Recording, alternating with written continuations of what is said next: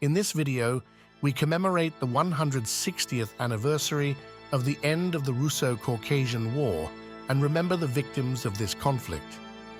This war, the longest-running military conflict in Russian history, is generally attributed by historians to have begun during the era of Empress Catherine II, 1762 to 1796, when Russian advances in the North Caucasus started and officially ended on the 21st of May, 1864. This war profoundly reshaped the region, leading to significant upheaval and the forced migrations of the native peoples of the North Caucasus.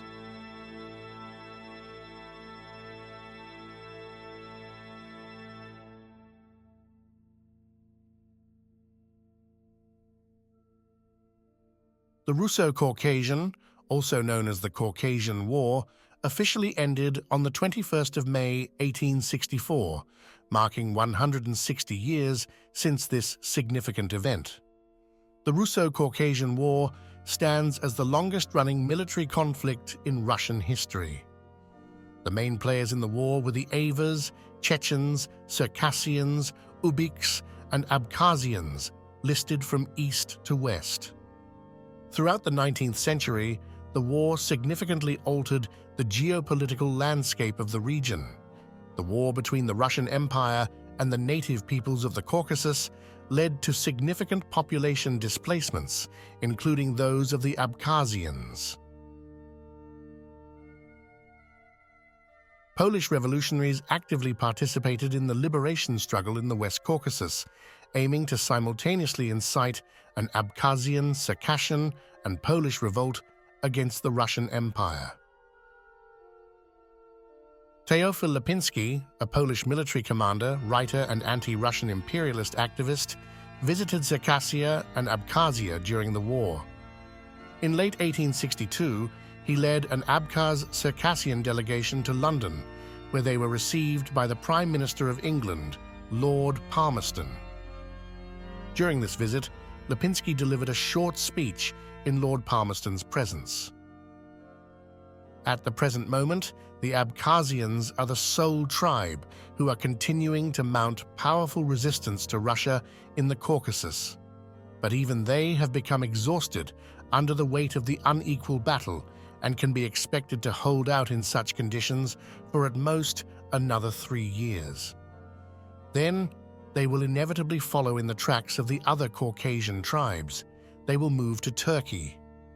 Europe ought, with a view to weakening the northern Colossus and keeping its army somehow occupied in the south, when a serious blow is also struck from the opposing side, to support the valiant Abkhazians, forestall their banishment from their native soil, and thus save perhaps all the mountain peoples of the area. To whom, if not England, the principal naval power in the world, should this noble and strategic initiative belong in this case? Teofil Lipinski recounted this meeting with Lord Palmerston in his memoirs, which were published in Polish in the Gazeta Narodowa in 1878. The cantons of Akhchipsi, Aibga, and Psku in northwest Abkhazia resisted Russian advances until 1864. This year marked the official end of Russo-Caucasian War and saw approximately 25,000 Abkhazians, primarily from the Sads, Akhchipsi, Aibga, and Psku regions, forced to leave their homeland, leaving territories from Sochi to the Bzip River almost completely deserted. Immediately after the Russo-Caucasian War ended on the 21st of May, 1864, the independent princedom of Abkhazia was abolished in June 1864. This led to the renaming of Abkhazia as the Sukhum Department under a military national government, the introduction of direct imperial administration, and the death of the last ruler of Abkhazia.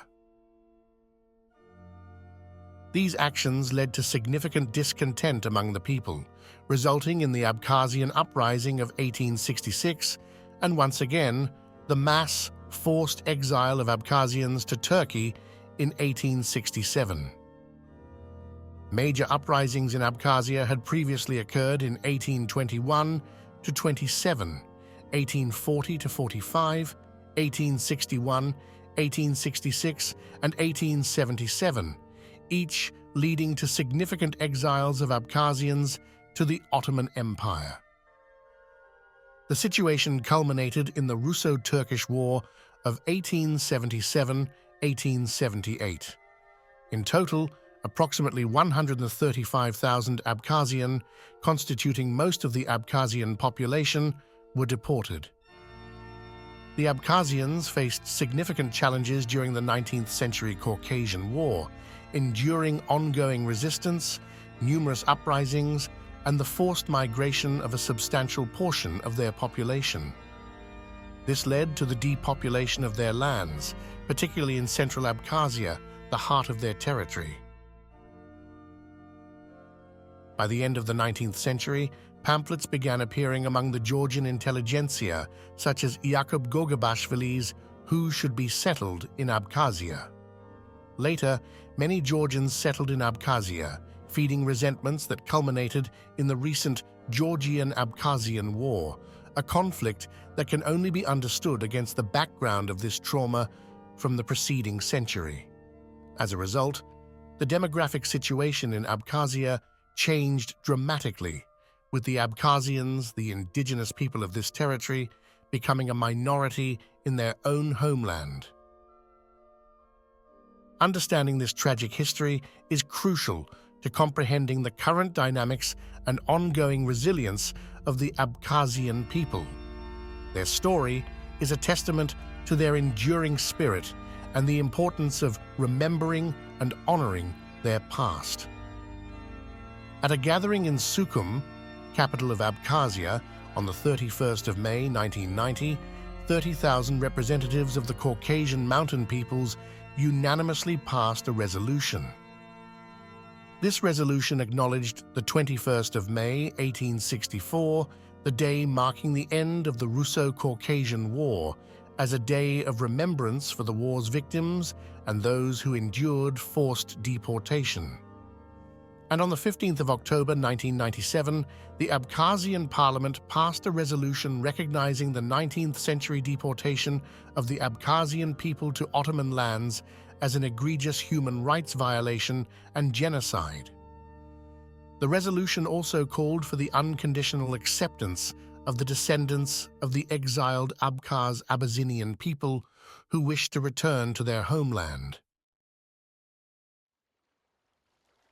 Let us honor their memory and continue to seek justice and recognition for their enduring legacy.